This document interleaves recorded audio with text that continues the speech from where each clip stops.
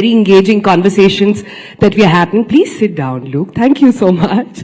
All right. Thank you, Toya, for that introduction as well. Now, you know, for years we have spoken about how Delhi is the land of dreams. Mumbai is the place where we will go and change our life. But of late, a very quiet, different kind of migration is taking place. It's a reverse migration of sorts.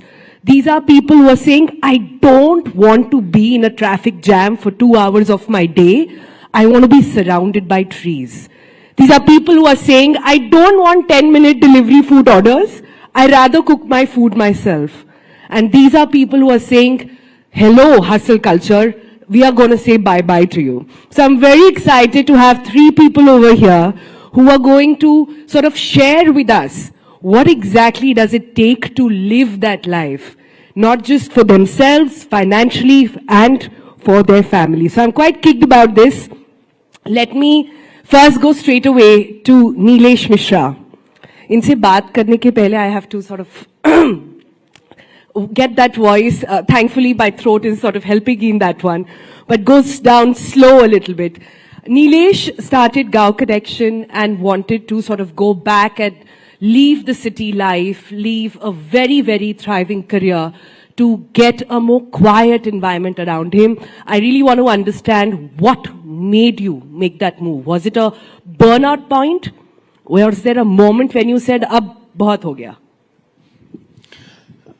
As a journalist, I had extensively covered rural India with both its challenges and its achievement, and always used to wonder why isn't this documented.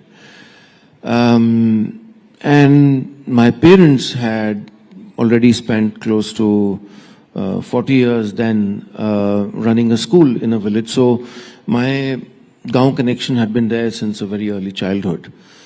And when I started Gaon Connection, I used to live in Bombay, and my team, the word startup was not in vogue in India at that time. This was 2009-10. I didn't know how to raise funds, so I sold my house. I'm still as foolish about these things. But I realized that it was a farce, that I would be living in Bombay and trying to create a voice for rural India. And one day I asked my wife, my wife asked me, where is home? And I still tell her, like, tum bhai ek sentence mat bola karo, duniya ulat palat ho jati hai. And that really led to us taking this decision that, okay, if that is where work is, then that is where home is. And then in 2018, of course, well into the Gaon Connection journey, we created a home there in our village, and my daughter, who was then 3 years old, and my wife asked me, signboard kya lagana hai? And I said, let's call it what we feel when we are here. Let's call it slow.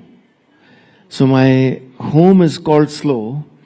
And then the slow interview started, and then this whole conversation around a slow life started, in my life. And then I realized that when I left Bombay, I thought that I've been content. I've never sought fame. I never thought I would get fame, but it happened, and then I was fairly content going back. And I thought कि एक highway है और वहां से एक पगडंडी जा रही है और मैं. But ये कैसे हो जाता है नीलेश? कैसे आप content हो जाते हैं अपनी life से? I really want to understand the magic behind it. I really want to understand how do you sort of take that turn? Which is why I see Luke also smiling there, because Luke and I have had so many conversations earlier where I've asked him, is it even possible, the philosophy, Luke, that you talk about all the time, of living intentionally, living slow, as what Neelesh calls it, is it even possible in today's day and age, in, say, in a place like Delhi? It's possible, and it's also mandatory. Because today most of my patients are sick because of chronic stress, sleep deprivation. So if we're not going to slow down, our bodies are going to slow us down. disease is going to slow us down. Now, while it may be absolutely fantastic to move back to the village life, better air, connected to nature, which is what most people need, which is why we find ourselves running away from cities, weekend breaks, holidays. It's a natural sign that as human beings, we want to be connected deeper with nature. The moment we start separating ourselves from nature, that's what you term as disease. That's what you term as mental health issues and emotional health issues. People struggle to fall asleep in a city. But you go back to a village, you sleep automatically, you wake up in fewer hours, more fresher. So it is possible. It depends on our choices. And like you beautifully started off with dreams. What are our dreams? Are our dreams fueled by what we see on Instagram, venture capitalists, the world out there? Or is it really fueled on what we really want as individuals? And all of us go through that. I moved out of Goa, a village, to the city to chase a dream, which were other people's dreams. But eventually you find out that we all have to go back to nature, and the sooner that we do, the better it is. Some people manage within a city life beautifully. They learn to relax, they learn to de-stress, they learn to calm down. But we can't separate ourselves from nature. We can't and we shouldn't. I think that's rightly put. But Shweta, how did you do this? So Shweta, for everybody who doesn't know already, I don't think it needs an introduction, has a thriving career. I'm trying to imagine your life in Bombay, surrounded, being in the spotlight, projects after projects, and one day you say, "Bas ho gaya. I want to go to Goa." And this, mind you, was before the pandemic. So again, tipping point.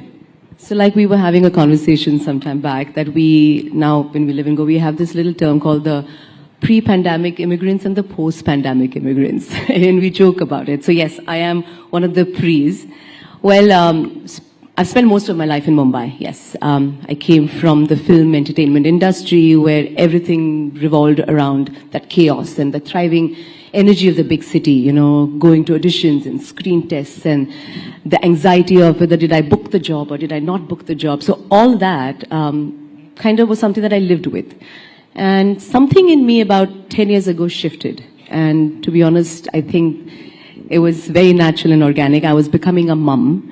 And I wanted to choose a different kind of life, you know, a life which had more space, a life with more pauses, and possibilities to redefine success on my own terms, you know. So Goa happened, and it was wonderful. You know, from literally, this was supposed to be a sabbatical, which very quickly turned into reinvention. You know, being in front of the camera all the time, I started building things literally from ground up. And I'm very lucky to have a wonderful husband who supported. And with my business partner, we started a restaurant. I started a salon, curated a couple of pop-up markets, turned my creative energy towards being a creator on social media, where that became a voice. So basically experimented with new ideas just so that this could bloom into a more quieter, intentional setting. So, you know, it wasn't easy, but I felt it just came very organically. And I guess that shift was, जब आप माँ बनते हो, आप सोचना शुरू करते कि अच्छा ये आपकी जिंदगी थी, क्या आपको आपके बच्चे को भी यही जिंदगी देनी है? So you want to do those little changes, and hopefully things turn different. You know, in that quiet, I feel I found a louder voice. I feel. Yeah, I think it's absolutely true. When you're bringing up a child, it sort of has a different threshold. I think more and more doctors and people in Delhi today will know this, are recommending that you leave the capital. If you want your kid to have better lungs, I can give prescription today. I can tell you to put air purifiers in your room or wear a 3M mask if required, but that's not life. If you want it to get better, leave. More and more doctors are saying this, but how many of us actually manage to do that? And, you know, something beautiful about what Shweta said and what Luke was also pointing out, that moving back or this reverse migration in a way makes you reset your mind about what success is, about what happiness means to you. If today I were to ask you about a change, Neelesh, कि पहले आप क्या सोचते थे और अब आपके ज़हन में क्या जाता है, the idea of success, how has that changed, staying in a remote village where you get to drop Vedahi to school every day without traffic jams? I don't have Blinkit. I didn't have Amazon. By force, the footprint expanded to me, but I'm very happy I don't have any of those.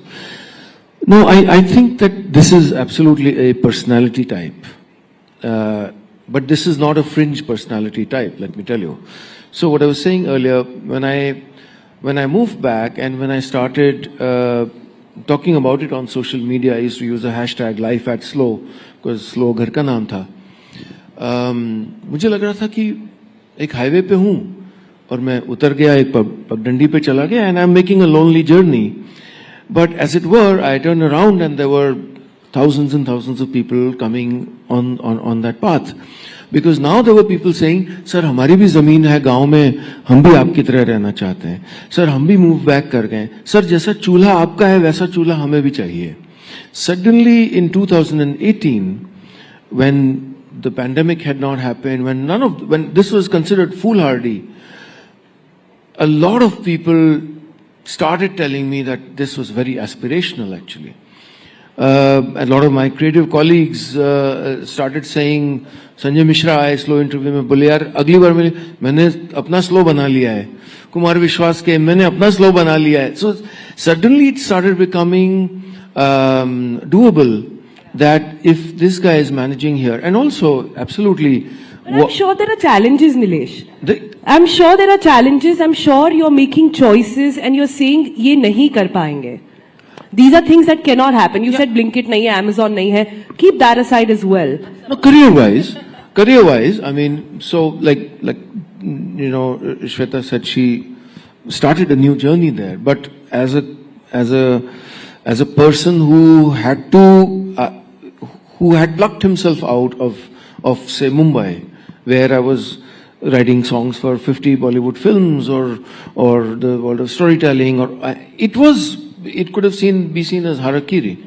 But I think I use two words about our work. One is humble audacity, and one is a graceful confidence. I feel that when I chose that life, and then we put 4 cameras out there and started having conversations with you know, film actors and sports persons, and suddenly millions of people started. We realized that hey, there are millions of people for whom this is aspirational, because we were talking about that life.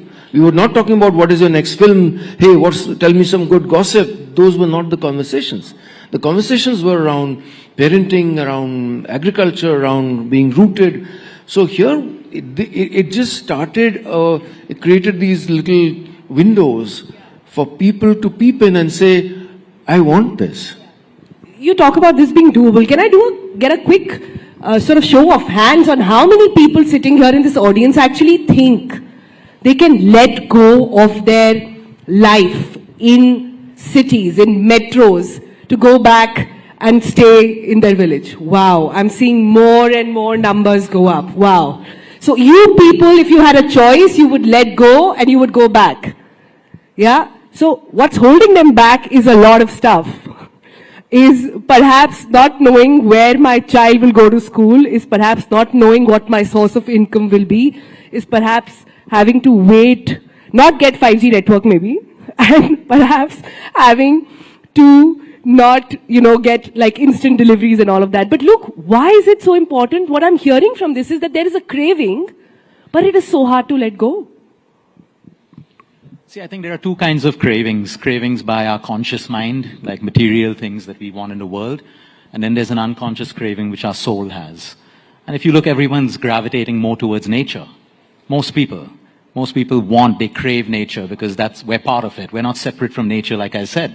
So most people have that idea that they want to go back. A lot of people say, like I think in Mumbai, they have this saying that I'm resilient. You know, I love Mumbai, which is great. But you have the same amount of people complaining about the quality of air and infrastructure and everything else. So somewhere we like to fool ourselves as human beings. Send them to Delhi. Whoever is complaining about Mumbai, we're a little bit better right now. So, you know, we'll keep Mumbai right now. No, but I want to go back to the point that you actually spoke about. Of late, our lung patients have increased 3-fold. And we actually prescribe people to change where they live. Because there is no solution. The steroids don't work anymore. And we are actually prescribing that people, if they have the ability to move out, they move out. And a lot of our lung cancer patients in Delhi and Mumbai actually move to hill stations, they move to Goa, and their recovery is so much better because they have the right environment. So it's extremely important for us to understand that most of us are craving nature in different ways. That's why we're constantly looking at holidays, and that's why you can go to New York, you can go to Paris, you can go for a city holiday, and people come back and say, oh, I need a holiday to recover from this holiday. But you go to a place where there's nature, and you just want to keep going back there over and over again. So, Is this a cyclical sort of a trend? We did see this happen during the pandemic, right? Everybody not able to pay rents, etc., went back, but so many of them did come back to the city. So what happened? I think some companies wanted people to come back. A lot of people quit their jobs and stayed on. Because as our tech infrastructure improves in villages, like when I had to move back for the pandemic, I couldn't see patients face to face. But thanks to Zoom, everything moved online. So you could have almost everything continue. And it's a choice. Some people love the city life. And I think at different ages, you have those different feelings. But I see a lot of the youth now growing up and they crave nature and they don't want to come to cities.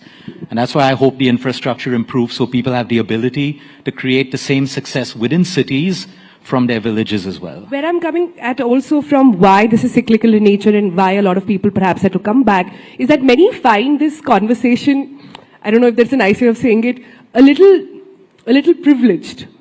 Many would say that only those who are privileged enough to work from, say, a remote area can do so. So how does one tackle that? Shweta, I'll come to you. Well, before that, I want to say that the fact that you say why people are coming back to cities, I feel sometimes, and especially out of friends that I know who've come, tried, and living in a smaller town, but then going back home, I guess it's that fear of being irrelevant or that fear of falling behind. यार ये slow paced life मुझे जमेगा कि नहीं जमेगा, वो जो डर है, that fear I guess is what pulls them back to the big cities. But when then they go back, they realize the quality was so much different then. Anyway, coming to that question that you asked, I honestly, can you just say that again? I was just kind of going. I was trying to say that not everybody can afford. Correct. It's not true, Sonal. You can. It's, success does not mean sitting in a boardroom and 16 hours of work. That's not how I feel. I feel you can make it. Having said that, maybe 16 hours I don't work that much, but pretty close to that. But I still find the time to come home, to have a meal with my mom, my husband, my daughter. When Arya says, Mama, aaj, I have this project and I want to do it, I find that time to sit with her, cut those papers and pictures and stick and do that home assignment. That joy, despite of working those 14, 15 hours, even in Goa, even in a smaller town, I still manage to find that time, which I used to find difficult to do back in this big city. I mean, when I was in the big city, I wasn't a mom, I didn't have a daughter, but I still would be exhausted. Like Luke said, people need a holiday after a holiday, is because when you're working in a big city with everything around, I used to be so exhausted, I had no time for anything. Here in Goa, I run multiple things. I have a salon, I have a restaurant, I do pop-up markets, I am creating content on social media, I am also doing a project, I'm also still acting. I haven't completely given up on that dream because at the end of the day, that is who I am. So I'm not going to let go of that. But juggling all these balls in the air, I've still managed to kind of not drop any. That joy is what never will pull me back to a big city, and I hope I never do. That's very well said, Shweta. But I want to come to Neelesh on this point. Another challenge that comes to mind, and I'm just thinking of somebody who's listening to this conversation saying, you know what, it's been lurking behind, ये idea बहुत दिनों से आ रहा है, बहुत सोचने करने की कोशिश कर रहे हैं पर कर नहीं पा रहे हैं, because how do you manage financially, number one? And I want to go around to ask you guys this question again. For those with families, today so much of the decisions we make are for our kids. What about education? What about access for them? What about exposure? These are words everybody throws at, right? So how are you managing with your kid? So after I moved back to my village 3 years ago, I also moved to Goa. And I now divide time between those two villages. And I moved to Goa not for regular reasons. I moved for my daughter, for her growing up, for a growing up which did not have a, Why did you? I evaluated everything, all the aspects, not just schooling, but the living conditions, the fact that it was a more cosmopolitan existence, the fact that, because she's grown up in a village with goats and cows, she has no sense of class. She has her friends are from the next village who gift her a radish when, they come. And suddenly in Lucknow, there were birthday parties at the Hyatt, and there were return gifts, and there were, what brand is your shoe, and that's why, of course, these are the Highlight for same me is people. this is not even Delhi, this is Lucknow. This is Lucknow, which was too much for you. That's not even Delhi. And I wanted, I can't protect her from this for forever, but I felt that, can I insulate her, and is there a beautiful place here, which it is, where I can still be in a village, I can still have a slow life, and of course I divide time in both places. So I made this choice for my daughter, for her. I'm not escaping pollution. this is an aspirational embracing of a slower life, and I'm living what I talk about on social. I'm taking a very, tangible step in my life, moving 1800 kilometers away for that. So, my wife and daughter are thrilled. I just travel a lot, so I'm. Shweta, how are you managing? You don't have FOMO for IB board now? For your No, not at all. I am a person who lives in JOMO. I love the joy of missing out on things, to be honest. It's not FOMO for me. And strangely, we were just talking, and I just realized that you've got all three of us who have Goa connection. This has got nothing to do really not with intentional at all. Not intentional at all, but yeah, go ahead. So like you asked him, why Goa? To be honest with me, I'll be honest, actually it all started with my mom and dad. This was 2014, and 2012 I got married. I bought my first home with my husband in Goa. And my mom would say, yaar, tum shaadi ke baad ya to tum Bandra mein rehti ho, ya you're traveling and you're doing events and you're away, I hardly get to see you. So I said, Mama, Dada, you know what, there's nothing really left in the city. Why don't you and Dad, and they're retired, I said, move to Goa, and I had already bought a home, so I'd already seen what it is like. I made them move first. And I said, you'll see me more, because she said, ya to tum kaam kar rahe ho, ya to tum Goa bhag jati ho. So I said, now you'll see me more. Then when I got pregnant in 2015, I was like, as a girl, I wanted to have the baby with my mom around. So I said, Mama ke saath, I'll be there, I'll pop the baby and then get back to the city. And I always say ki Arya chose her destiny. My daughter's name is Arya. And I said, she chose it because she's a Goa baby. She was born there. And we never came back. One thing led to another organically. We found the space. We started the restaurant, everything just kind of flowed. So it's not Goa, like you asked, it could have been any other place. It just happened to be there because I made my parents move. And I just feel that sometimes, like I said, success does not have to be the way we think it is, Success does not mean you have to wear a suit and sit in a boardroom. She can sometimes wear chappals, run a cafe by the beach, and redefine success on her own terms. And beautiful. I think, like I said before, in this quiet, in this slow-mo-ness, I found a slightly clearer and louder voice. And I hope I can pass this on to Arya, and I guess a lot of people over here can probably take some things out of that.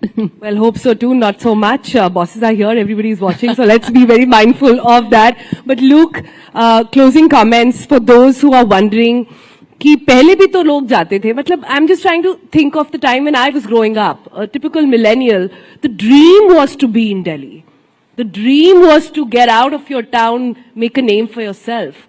How has it happened that in one generation the whole thing has flipped? In just one generation, people are saying, you know what, this hustle culture is simply not worth it. Yeah, because the hustle culture is unnatural. Anything that's unnatural, we start to resist. Anything that we resist brings stress in our life.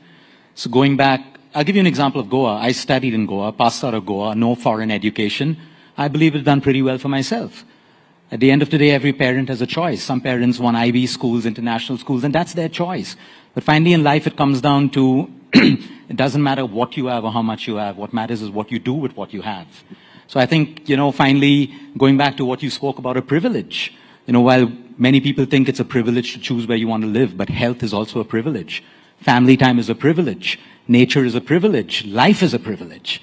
So people define privileges as maybe that, okay, I'll have a fancy car, fancy job, and people get to choose, because at the end of the day, the bitter, ugly truth is everyone has one life. How we choose to live it, wherever we choose to stay, is finally up to us. Bravo, bravo. Very, very well said. Closing comments. I have to ask from Shweta and Neelesh. Shweta, we'll start with you first.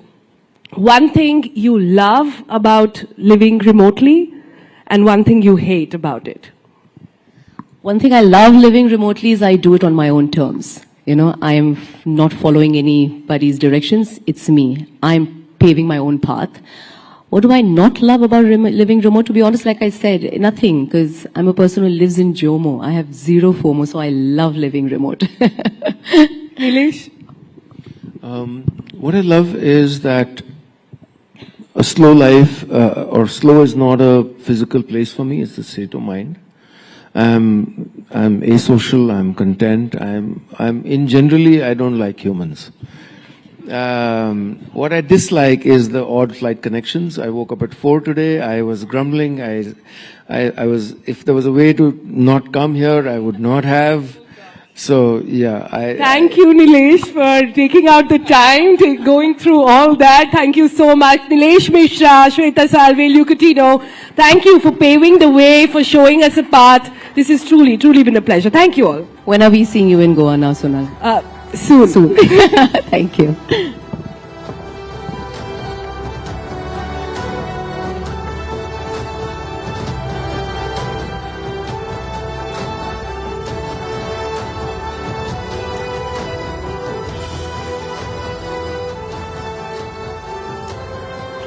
Thank you.